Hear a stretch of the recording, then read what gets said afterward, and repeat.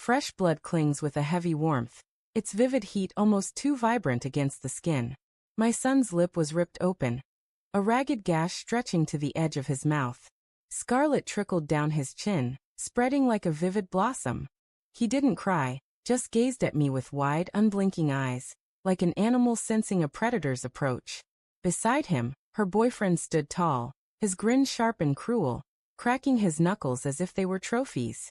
My wife's eyes lingered on him, her lips curling with a blend of approval and scorn. "He deserved it," she declared, her words aimed not at our son but squarely at me. I reached for the car keys on the counter. She didn't move, but her father's hand darted forward, seizing them before I could. He positioned himself before the door, his broad frame unyielding. "You're not going anywhere," he rumbled. My son's rapid, shallow breaths filled the strained silence around us. I met the old man's stare and gave a slight, knowing smile.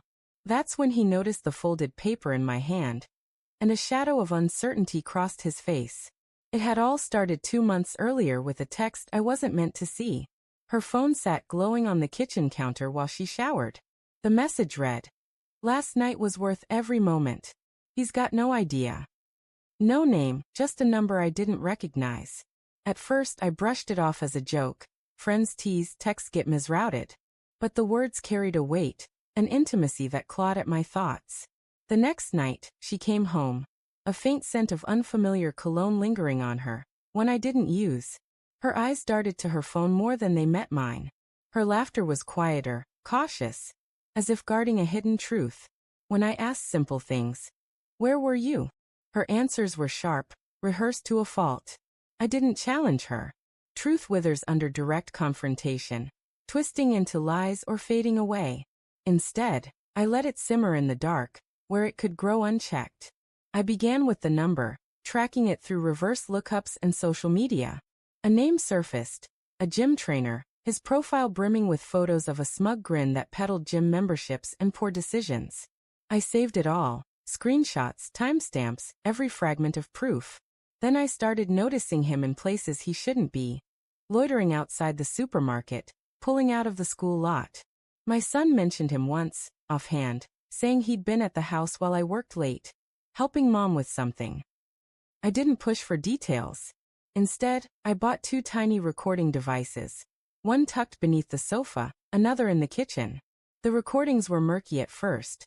Footsteps, whispered voices, laughter that cut off when a car passed. But one night, the laughter didn't fade. It grew, deepened, turned into something raw and undeniable. I replayed it, 1, 2, 3 times, each listen etching the truth deeper into me. I had enough, but I kept collecting, because evidence, when delivered cold, is most potent when it's undeniable. The DNA test arrived on a Thursday, not for me but for him. My son's bruises had started before the punch, a rough shove here, a grab there. So one morning while he brushed his teeth, I swabbed his cheek, saying it was for a school project. I sent it off with a sample from the trainer, hairs pulled from a cap he'd left in our kitchen. The results confirmed my suspicions. No biological connection. The only reason he was in my home, near my son touching him, was because she permitted it. I printed the report, folded it carefully, and slipped it into my jacket. That evening, I entered the house to find her at the table with her father, the trainer leaning against the counter, drinking my whiskey like it belonged to him. Without a word, I set the folded paper before her. She opened it, and her eyes widened, a flicker of fear shattering her calm. The trainer stood upright, his easy confidence crumbling. Her father's hand clenched into a fist. I held their stares, unwavering. Blood now soaked my son's shirt, and my keys remained in her father's grip. I let them feel the weight of my gaze. "Sit down," her father snapped again, his voice sharp. I didn't budge. Instead, I handed my son my phone and murmured for him to run to the neighbors and call the police. He dashed out, and none of them moved to stop him. I turned to her father. "Read it," I said, my tone calm and firm. He didn't, but he didn't need to, he knew. The trainer's smirk had vanished, his hands fidgeting, unsure whether to clench or flee. I stepped closer to my wife. "You let him lay hands on my son," I said, my voice low, deliberate.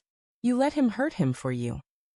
Her jaw tightened, and she opened her mouth to speak, but I cut her off with a single measured line. I've already sent copies to the police, your workplace, your mother. Silence swallowed the room. Her father's hold on my keys loosened, and I took them back without a fight. At the hospital, my son's lip needed 5 stitches. He looked up at me, his voice quiet, asking if I was mad. No, I said, I'm done. When we returned home, the house was empty. She'd be gone by morning, I was certain. The bruises, the lies, the betrayal she left behind were mine to bear, but I didn't care. The truth had been exposed to the light, and now it was hers to carry. I didn't need to shout or break anything. Some endings hit harder when delivered quietly. Mine was just 4 words. You're no longer enough.